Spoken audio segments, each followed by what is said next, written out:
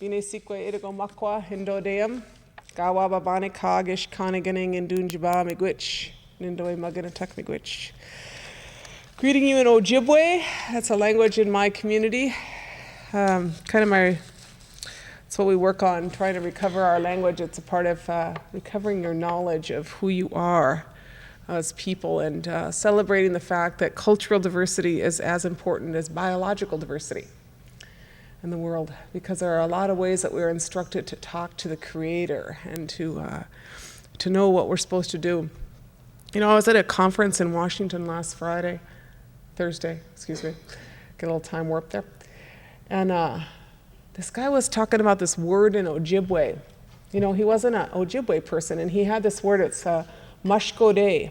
And he said, he was talking to, he's a design architect, he said it means burned over bare place. And he was talking about the practice of burning the prairies and how indigenous people managed landscapes, which is one of those mythologies that is not taught. I mean, it's taught that this was a vast uninhabited land that people came and found. Instead of that, pretty much every bit of this land had someone's hand upon it, and that people lived as parts of ecosystems, which is a really important concept because we live in a society which, by and large, does not live as a part of an ecosystem. It's a predator on an ecosystem, right? And so he was talking about this word, and here I'm listening to this guy, pretty much this white guy, talk about this word, and first he was saying it all wrong, he was apologizing to me, and I was listening to him, and I listened to this guy. It just shows you can learn something from somebody. And I said, I never thought about that word, but the word is mashkoding. I corrected him how it's pronounced, and it means, it refers to the prairie. And what that word means in our language is, it means the place of the burned medicines, because it referred to the fact that we burned all of the prairies in order to keep, a lot of the plants come back when they're burned. And that's how they are seeded, which is an interesting thing. So I'm telling you that because sometimes in your language itself is contained the knowledge of the practice of the land. And that is an important concept, and one of the reasons that cultural diversity is as important as biological diversity. Because in that cultural practice is sometimes the knowledge about how to recover your relationship to the land and collectively learn how to live in a place. So that is what I want to talk a little bit about tonight. There is a phrase in Ojibwe. Now I know you're all really worried I'll spend all evening talking Ojibwe and translating it here. But what the heck, huh? No, I won't, but I do think that it's really important, I like these concepts. So there's this concept in Ojibwe, there's this word, jimisawabandaming, which means, if you translate it into kind of common everyday English, you would get something like positive window shopping for your future. Isn't that a good phrase? And that is what we need to be about. We need to be about the process of saying, this is what we want our future to look like. We need to be about the process of giving ourselves permission to have that vision as to what our future looks like. I work for, my whole adult life in, my community and in other communities, trying to look at the process of how you create change, how you recover control over your destiny, that process of self-determination, how that is actualized in communities, whatever communities they are. How we do that. The reality is that change is inevitable. It is just a question of who controls the change. All of us, we've seen massive change in our lives. If you're a little bit older, you've seen even more dramatic change in the time that you've been here on this earth. But our younger people, I have a lot of teenagers in my house, they think that the way it is now is the way it always was. And they grow accustomed to that. And they also think that if there's a problem, it's going to be solved in about 48 minutes because that's how long it takes on TV. And that is not how it works. And change can be gradual and change can be dramatic, but it is a process that you can engage in. So that is what I want to talk a little bit about how individuals move from being victims to taking direction, taking charge of their situation, what causes them to do that, and how they move through that process. In my introduction, they're talking a little bit about me running for the office of Vice President of the United States. And the truth is, it is true. I was a member of the largest party in America for many years, which is still the largest party in America today. That is the non-voters. 50% of the American electorate doesn't even vote. That is the largest party in America. It is not the Democrats and it is not the Republicans. It is the non-voters.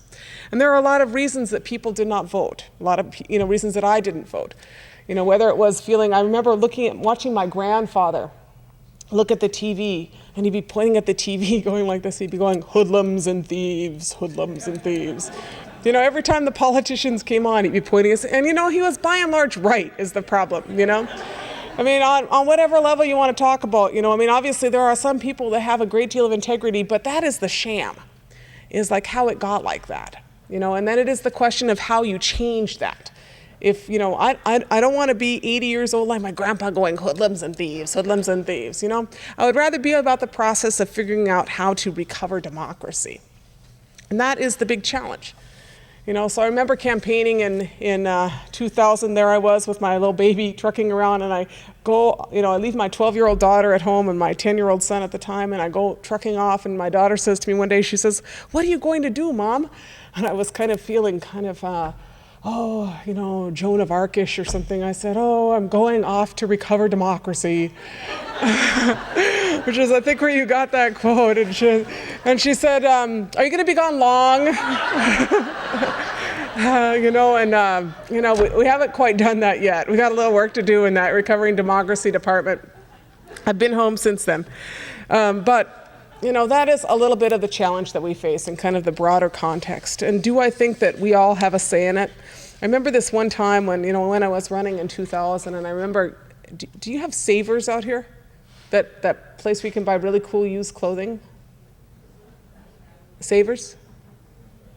No, I'm sorry for you. And we have this really excellent used clothing chain called Savers in the Midwest. I don't know where, I thought it existed out here too. But anyway, you guys need Savers more than Walmart any day, believe me. So you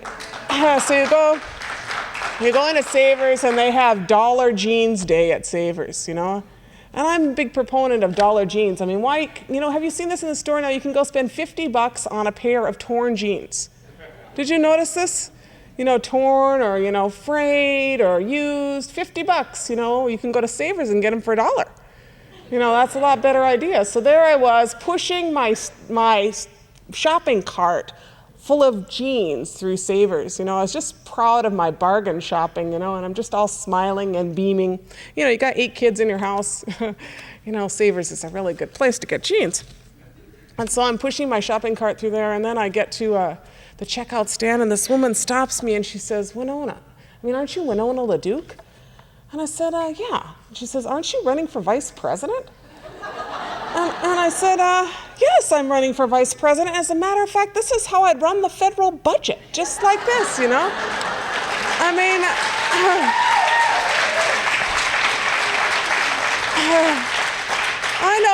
I know exactly, I know that a toilet seat does not cost $10,000. Where were those guys? Where did those guys learn to shop, I want to know? Bolts, $5,000. And they turned around and they gave those military contractors new contracts, the same thing, after they bilked us out of all that money. So anyway, that is a little bit about, sometimes, as Ralph says, a private citizen must become a public citizen. Sometimes you must get outside of your arena of comfort to do something, which may be outside of your family, or it might be outside of your little neighborhood or your school. And sometimes you must do that because that's what engaged society requires. That's what the richest and most powerful and most dangerous country in the world requires, is it requires people to engage civically in it. And it's what our communities require, and that's what our communities are in need of. Are we doing okay over there? Yes, good. I got to hang out with them all afternoon. I felt very secure. So I want to talk about how people make change and some of that process. I usually like to quote my friend Tom Goldtooth when asked when it is that he thought that change would come to this society. And Tom, who's this great big Navajo guy, he says, change will come to American society when the white men in this society realize that the chemicals in the environment are causing their testicles to shrink.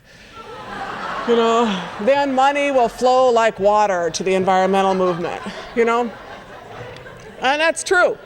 And the bad news is, guys, that's what's going on, and but we would like to see change happen a little bit before then, and so that may be one reason that change occurs, and then sometimes, then I think I have this one friend, and I asked her, she was in an abusive relationship for about 5 years, and I asked her at what point she decided to get out of that relationship, like what caused her to stop all of a sudden.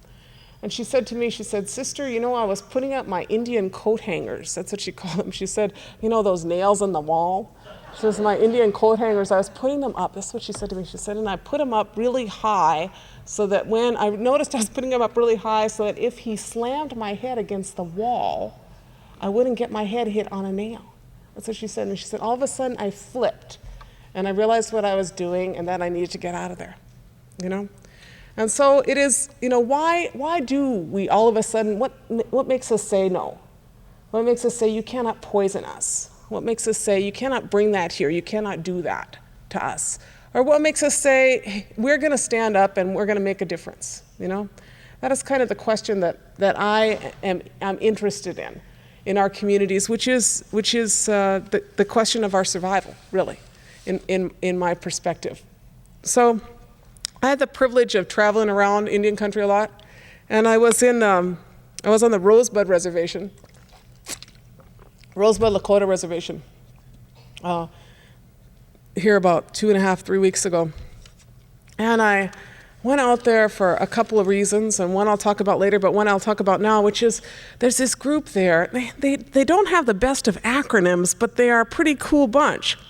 So there's a hog farm that wanted to come out there onto their reservation. Not like a little hog farm, like a really big hog farm. Each each site having the capacity of 48,000 hogs. They were talking about like 200,000 hogs, 13 proposed hog raising sites built, 13 times 480,000, 480, that's a little bit more than 200,000. I mean, they're talking about 500,000 hogs, in this community that they just got this water project that's going in there, and the water project, they didn't have water in some of their areas of the reservation. They didn't have irrigation, and so they got this water project put through, and it turned out that how did that happen? That the water project the funding seemed to stop when it got to the hog farm. How's that work, huh? That's why you call it pork barrel project, huh? That's exactly what happened. So you go out there and the water project stops at the hog farm, and the rest of the reservation didn't get all of the water out there. I just found that really irritating. But these Indian people got really concerned about the hog farm. And there was a lot of reasons why that got approved initially, but they took the hog farm to court. And, which ends up being Sun Prairie, Bell Farms, and Hormel. Is who it ends up being. They take them to court, and they finally win at the Supreme Court. This was this amazing case. The Supreme Court about 2.5 weeks ago basically ruled in favor of the Indians, saying that the lease held by the hog farm was in violation of federal law. So it's like the first time in history that a hog farm doesn't have a lease, And that I call them before I go out there to visit, and I said they had just had this victory, and they're having their victory dinner. They're really, it's this total grassroots group. The group is called, this is their acronym, the group is called Concerned Rosebud Area Citizens, or CRAC, I was like, way to go with the acronym, you guys, But anyway, CRAC took on the hog farm, and they won.